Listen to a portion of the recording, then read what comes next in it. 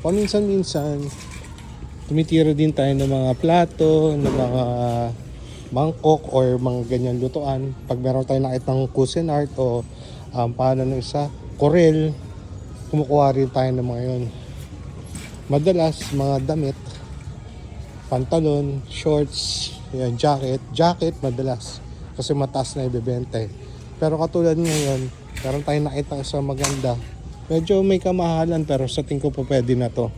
Ito oh, Doc Martens. Parang wala pang kaupod-upod. Parang brand new pa siya. Ano to? Steel toe. $20. Made in England. Are you made in England? Nako, jackpot. So, yan. Tapos ito, makatigwa $1 lang. Bibigay ko, nagpapabili yung nanay ko. So, sasama lang natin yan. Baka. Pero ito talaga. Made in England. Pangalawa na natin to. Okay. Doc Martens. Parang size, kundi 11 to 12 to. Steel toe.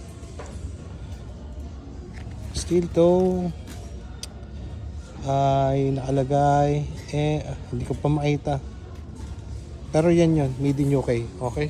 Yan lang.